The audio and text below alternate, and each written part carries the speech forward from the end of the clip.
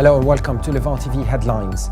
US Secretary of State John Kerry has welcomed any Iranian military action against Islamic State in Iraq and he was positive, saying airstrikes were finally stopping the advance of the jihadists.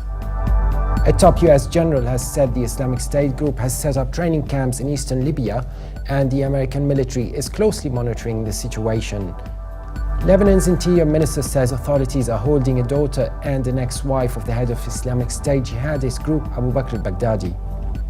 Al-Qaeda in Yemen has threatened to execute a US journalist taken hostage last year who called for help in a video released by the jihadist group. And demonstrators hit the streets in several areas of New York City after a grand jury declined to charge a white police officer in the choking death of a black man, days after a similar decision sparked unrest in US cities. And now let's have a look at the top headlines in today's newspapers in the Middle East.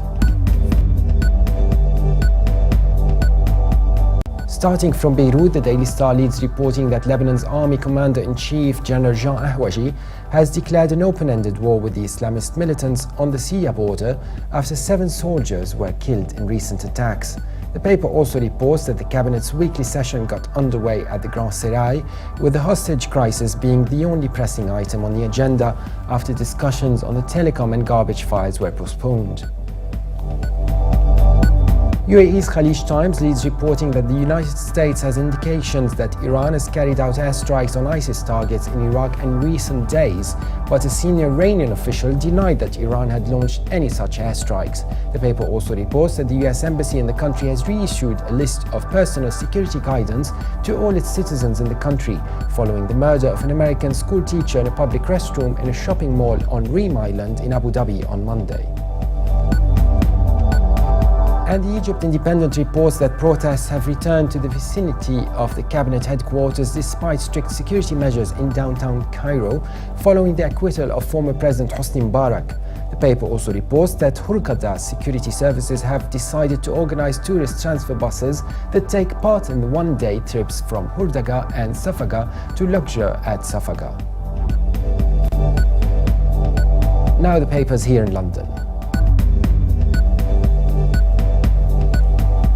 The Telegraph leads Middle East news reporting that US General David Rodriguez says the Islamic State group has set up training camps in eastern Libya and the American military is closely monitoring the situation.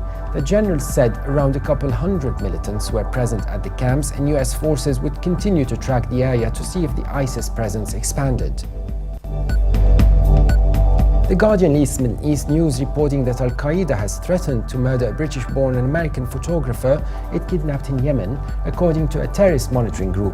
Al-Qaeda has issued a video with a message aimed at the US government, giving it 3 days to meet the group's demands. And the Independent reports that the United States and Syria are at odds over the effectiveness of a bombing campaign to wipe out militants of ISIS, with the US Secretary of State John Kerry insisting that strikes had damaged the group despite skepticism from Syria's leadership.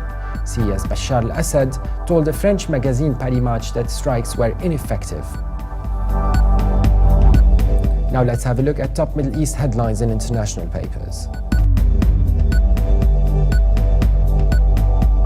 The International New York Times leads Middle East news reporting that Matthew and Grace Ewing, the American couple in Qatar exonerated in the death of their adopted African daughter after a nearly 2-year prosecution collapsed on appeal, headed home to Los Angeles on Wednesday. Qatari and United States officials, including Secretary of State John Kerry, have offered assurances that all bureaucratic entanglements that had blocked the couple's departure for 3 days had been resolved.